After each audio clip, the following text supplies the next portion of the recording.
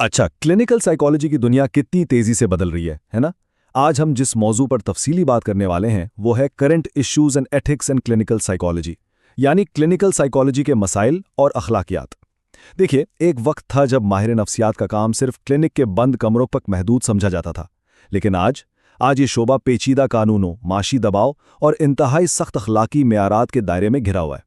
खुसूसन हम उन तारीखी अदवार और अहम तारीखों पर गौर करेंगे जिन्होंने इस पेशे को इसकी मौजूदा शक्ल दी है। तो अगर हमें यह समझना है कि जदीद साइकोलॉजी काम कैसे करती है तो उसकी जड़ों तक जाना लाजमी है। चलिए शुरू करते हैं। ठीक है, आइए जल्दी से देखते हैं कि आज हम किन अहम निकात पर बात करेंगे। पहला है प्रोफेशनल रेगुलेशन, यानी पेशेवराना ज़ाब्ताबंदी। दूसरा, इकोनॉमिक्स ऑफ केयर, यानी इलाज की मौशियात। तीसरा मौजू काफ़ी दिलचस्प है, प्रिस्क्रिप्शन प्रिविलेजेस डिबेट, यानी अद्वियात तजवीज़ करने के हुकूक की बहस। इसके बाद चौथा हिस्सा है इखलाकी ज़ाब्ता, और आखिर में हम बुनियादी इखलाकी मयारात पर बात करेंगे। ये सब आपस में गहराई से जुड़े हुए हैं। आइए अपने पहले हिस्से से आगाज़ करते हैं, प्रोफेशनल रेगुलेशन। जैसे जैसे क्लिनिकल साइकोलॉजी का शोबे में तेज़ी से इजाफा हुआ, वैसे वैसे इलाज करने वालों की तादाद भी बढ़ती चली गई। अब मसला ये था कि आवाम को महफूज कैसे रखा जाए। ये इंतहाई ज़रूरी हो गया था कि आला तालीम याफ्ता प्रोफेशनल्स और बगैर ट्रेनिंग के काम करने वाले अताइयों यानी फ्रॉड करने वालों के दरमियान एक वाज़ेह लकीर खींची जाए। अब इस शोबे के पुख्ता होने का सफ़र समझने के लिए ज़रा इन तारीखों पर गौर करते हैं। दूसरी जंग अजीम के बाद 1947 में American board of professional psychology यानी ABPP कायम हुआ। मकसद ये था कि इस उभरते हुए शोबे में माहिरीन की काबिलियत को जांचा जा सके। फिर 1953 में APA ने अपना पहला अखलाकी ज़ाब्ता मुतारिफ कराया। 1975 में तस्दीकशुदा माहिरीन का पहला नेशनल रजिस्टर सामने आया और आखिर में 1983 में DRGs ने पूरे मालियाती निज़ाम को ही बदल कर रख दिया। यकीन मानिए, ये सिर्फ तारीखें नहीं हैं, बल्कि ये पूरी एक कहानी है कि कैसे 20वीं सदी के वस्त से आखिर तक ये फील्ड मुकम्मल तौर पर मुनज़्ज़म हुई। आवाम को धोखे से बचाने के लिए जो दो तरीके अपनाए गए उन्हें समझना ज़रूरी है। एक है सर्टिफिकेशन और दूसरा है लाइसेंसिंग। अब सर्टिफिकेशन असल में एक हल्का फुल्का ज़ाब्ता है। ये सिर्फ इस बात की पाबंदी लगाता है कि कौन खुद को साइकोलॉजिस्ट कह सकता है, लेकिन ये नाअहल लोगों को प्रैक्टिस करने से नहीं रोकता। इसके बरक्स लाइसेंसिंग एक इंतहाई मजबूत कानूनी हथियार है। ये वाज़े तौर पर तय करता है कि एक माहिर नफ्सियात फीस लेकर क्या क्या काम कर सकता है। असल में लाइसेंसिंग ही वो ढाल है जो आम लोगों को जाली मुआलजीन से बचाती है। आज के दौर में एक मुकम्मल लाइसेंस याफ्ता साइकोलॉजिस्ट बनना, यकीन जानिए, कोई आसान काम नहीं है। इसके बड़े कड़े मराहिल हैं। सबसे पहले एजुकेशन, जिसके लिए APA से मंजूर शुदा डॉक्टरेट की डिग्री लाजमी है। उसके बाद 1 से 2 साल का क्लिनिकल तजुर्बा, वो भी किसी सीनियर की सख्त निगरानी में। फिर आता है इम्तिहानात का मरहला, जिसे APPP टेस्ट कहा जाता है। और बात यहाँ ख़त्म नहीं होती। आखिर में इंतज़ामी शराइत हैं, जहाँ उम्मीदवार का किरदार और बैकग्राउंड चेक किया जाता है। ये सब इसलिए है ताकि इलाज के आला तरीन मेयार पर कोई समझौता ना हो। खैर, अब दूसरे अहम हिस्से की तरफ आते हैं, दी इकोनॉमिक्स ऑफ केयर।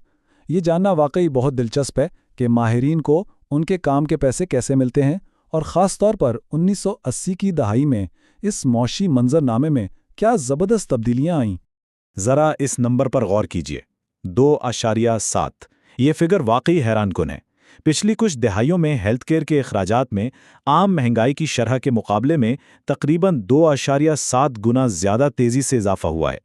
जदीद टेक्नोलॉजी और महंगे इलाज की वजह से जो पुराना फीस बराए सर्विस का मॉडल था, वो इंश्योरेंस कंपनियों और हुकूमतों के लिए बिल्कुल नाकाबिले बर्दाश्त हो गया था। इस बेपनाह माशी दबाव ने एक नए सिस्टम को जन्म दिया जिसे HMO यानी हेल्थ मेंटेनेंस ऑर्गेनाइजेशन कहते हैं। आसान अल्फाज में ये कॉर्पोरेट हेल्थ नेटवर्क है। यहाँ फ़र्क यह है कि माहिरीन प्राइवेट फीस लेने के बजाय तनख्वाहदार मुलाजिम होते हैं, और कॉस्ट को कंट्रोल करने के लिए मरीजों के पास अपना डॉक्टर चुनने की आज़ादी बहुत महदूद कर दी जाती है। ये इंडिपेंडेंट प्रैक्टिस से कॉर्पोरेट मैनेज्ड केयर की तरफ एक बहुत बड़ा शिफ्ट था। अब यहाँ जो चीज़ सबसे ज़्यादा गौर तलब है वो ये है कि मैनेज केयर में मालियाती नुकसान का रिस्क सीधा मुआलिज के कांधों पर डाल दिया है।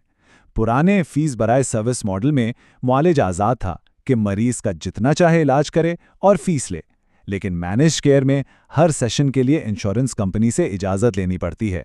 इन कंपनियों ने सेशंस की तादाद पर लिमिट्स लगा दी हैं ताकि वो अपने अखराजात को पूरी तरह कंट्रोल में रख सकें। ज़ाहिर है, इस किस्म की सख्त मुदाखलात पर माहिरीन की तरफ से शदीद रद्द अमल तो आना ही था। امریکن سائیکیٹرک ایسوسی ایشن کے صدر ہیرلڈ ایسٹ نے اس سسٹم پر تنقید کرتے ہوئے اسے ایک لالچی، بے ایمان، خلل ڈالنے والا اور ہوس پر مبنی انشورنس کا کاروبار قرار دیا۔ یہ الفاظ بتانے کے لیے کافی ہیں کہ مینٹل ہیلتھ پروفیشنلز کتنی مایوسی محسوس کرتے ہیں جب انشورنس کلرکس ان کے علاج کے فیصلوں میں دخل اندازی کرتے ہیں۔ چلیے اب اس موضوع کی طرف بڑھتے ہیں جس پر سب سے زیادہ بحث ہوتی ہے، پرسکرپشن پریویلیجز ڈیبیٹ۔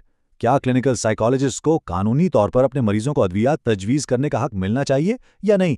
یہ ایک ایسی بحث ہے جس نے میڈیکل فیلڈ کو 2 حصوں میں تقسیم کر دیا ہے۔ اور یہ ڈونر چارٹ اس معاملے کو بہترین انداز میں بیان کرتا ہے۔ یہ جان کر حیرانی ہوتی ہے کہ انزائٹی اور ڈپریشن جیسی بیماریوں کے لیے 80% ادویات سائیکائٹرسٹ نہیں بلکہ عام جنرل فزیشنز تجویز کرتے ہیں، جن کے پاس ذہنی صحت کی کوئی خصوصی ٹریننگ بھی نہیں ہوتی۔ سائیکالوجسٹ اسی بات کو بنیاد بناتے ہیں کہ اگر انہیں مناسب ٹریننگ دی جائے تو وہ عام ڈاکٹروں سے کہیں بہتر طریقے سے یہ ذمہ داری نبھا سکتے ہیں۔ اس بحث میں دونوں طرف بہت ٹھوس دلائل موجود ہیں۔ حمایتی کہتے ہیں کہ اس سے پسماندہ اور دور دراز علاقوں کے لوگوں تک علاج کی رسائی آسان ہو جائے گی اور ایک ہی ماہر تھراپی اور دوا دونوں دے سکے گا، لیکن جو لوگ اس کی مخالفت کرتے ہیں ان کا ماننا ہے کہ اس سے سائیکالوجی کی اصل پہچان یعنی تھراپی کہیں پیچھے رہ جائے گی۔ اس کے علاوہ میڈیکل سائیڈ ایفیکٹس اور قانونی مقدمات کا خطرہ بھی بہت بڑھ جائے گا۔ خیر، اب اس گفتگو کے چوتھے حصے کی طرف چلتے ہیں، دی ایتھکس کوڈ۔ دیکھیے، ماہرین نفسیات کے پاس مریضوں کے انتہائی نجی راز ہوتے ہیں، اسی لیے ان کے ہر قدم کو سخت اخلاقی اصولوں کے ذریعے جانچا جاتا ہے، اور یہ اصول انہیں بعض اوقات عام قانون سے بھی کہیں زیادہ سخت معیار کا پابند بناتے ہیں۔ تو یہاں ایک بڑا اہم سوال سامنے آتا ہے کہ کیا ہوگا جب پیشہ ورانہ اخلاقیات اور ریاستی قانون آپس میں ٹکرا جائیں؟ قانون تو صرف ایک بنیادی معیار طے کرتا ہے، جبکہ اخلاقیات اعلیٰ ترین درجے کی مانگ کرتی ہے۔ ایسے حالات میں پروفیشنلز کو ہدایت ہے کہ وہ ہمیشہ اخلاقی ضابطے کو ترجیح دیں اور قانونی تصادم کو اس طرح حل کریں کہ مریض کا تحفظ یقینی بنایا جا سکے۔ یہ APA کا ایتھکس کوڈ راتوں رات نہیں بن گیا تھا، اسے وقت کے ساتھ 9 مرتبہ اپڈیٹ کیا گیا ہے۔ اس کی موجودہ شکل 2002 میں منظور ہوئی اور جون 2003 سے اس پر عمل درآمد شروع ہوا۔ 2003 کی یہ تاریخ اس لیے اہم ہے کیونکہ یہ ماڈرن ایتھیکل سٹینڈرڈز کی بنیاد ہے۔ اس میں کچھ اعلیٰ مثالی اصول ہیں اور کچھ ایسے سخت قوانین جن کے خلاف ورزی کی صورت میں لائسنس تک منسوخ ہو سکتا ہے۔ آئیے اب 5ویں اور آخری حصے یعنی کور ایتھیکل سٹینڈرڈز کو دیکھتے ہیں۔ یہ وہ عملی اور روزمرہ کے اصول ہیں جن پر چلنا ہر طالب علم، ریسرچر اور پروفیشنل کی قانونی اور اخلاقی ذمہ داری ہے۔ یہ 5 عمومی اصول اس پیشے کی روح اور اساس ہیں۔ ان میں شامل ہے مریض کی بھلائی کرنا اور اسے کسی نقصان سے بچانا، اپنے پیشے کے ساتھ وفادار اور ذمہ دار رہنا، مکمل دیانتداری کا مظاہرہ کرنا، انصاف کرنا اور سب سے بڑھ کر لوگوں کے حقوق اور ان کی پرائیویسی کا دل سے احترام کرنا۔ یہ وہ اعلیٰ ترین مقاصد ہیں جنہیں حاصل کرنے کی ہر ماہر کوشش کرتا ہے۔ لیکن یاد رکھیے، صرف اچھی نیت کافی نہیں ہوتی۔ قابلیت یعنی کمپیٹنس کا اصول واضح طور پر کہتا ہے کہ معالج صرف اپنی تعلیم اور ٹریننگ کی حدود میں رہ کر ہی کام کر سکتا ہے، خاص طور پر جب مختلف ثقافتی پس منظر والے لوگوں کی بات آئے۔ اور اگر کہیں ان کے کام کو غلط سمجھا جا رہا ہو تو یہ ان کا فرض ہے کہ اسے فوراً درست کریں۔ اب آتے ہیں ایک انتہائی سخت قانون کی طرف، ملٹیپل ریلیشن شپس یعنی کثیر رشتوں سے گریز۔ ایک تھراپسٹ کسی بھی صورت میں اپنے مریض کے ساتھ کوئی دوسرا یا ثانوی رشتہ قائم نہیں کر سکتا۔ یہ بالکل منع ہے۔ کیوں؟ کیونکہ اس سے غیر جانبداری متاثر ہوتی ہے اور معالج کے اختیار کا غلط استعمال ہونے کا شدید خطرہ پیدا ہو جاتا ہے۔ پرائیویسی اور کانفیڈینشیلٹی یعنی رازداری اس شعبے کا سب سے اہم فرض ہے۔ مریض کی باتیں کسی دوسرے سے شیئر نہیں کی جا سکتی، لیکن یہاں ایک پیچیدگی آتی ہے۔ جیسا کہ ہم نے مینجڈ کیئر کے حصے میں ذکر کیا، انشورنس کمپنیاں پیسے دینے کے لیے مریض کا ڈیٹا مانگتی ہیں۔ اسی لیے اب تھراپسٹ کو تھراپی شروع کرنے سے پہلے ہی رازداری کی ان واضح حدود پر بات کرنی پڑتی ہے اور ریکارڈز کو انتہائی احتیاط سے مینج کرنا پڑتا ہے۔ تھراپی سیشن کے اندر کی حدود بھی بالکل صاف ہیں۔ علاج سے پہلے مکمل تفصیل بتا کر انفارمڈ کانسنٹ یعنی باخبر رضامندی لینا لازمی ہے۔ کسی بھی قسم کے جنسی تعلقات کی سختی سے ممانعت ہے، اور ہاں، اگر مریض کو کسی قسم کا فائدہ نہیں ہو رہا یا اسے نقصان پہنچ رہا ہے تو علاج کو ایک منظم اور باوقار طریقے سے ختم کرنا لازمی ہوتا ہے۔ تو آج کے اس پورے جائزے میں یہ واضح ہو گیا کہ کلینیکل سائیکالوجی صرف ذہن کو سمجھنے کا نام نہیں، بلکہ یہ قوانین، اخلاقیات اور معاشیات کا ایک پیچیدہ جال ہے۔ آخر میں یہ سوال پیدا ہوتا ہے، آنے والے کل کے ماہرین ان سخت اخلاقی ضابطوں और मैनेज्ड केयर की कॉस्ट कटिंग डिमांड्स के दरमियान आखिर कैसे तवाज़न कायम करेंगे? इस शोबे का मुस्तकबिल इसी सवाल के जवाब में छुपा है। उम्मीद है इस गुफ्तगू से काफ़ी नई बातें सीखने को मिली होंगी।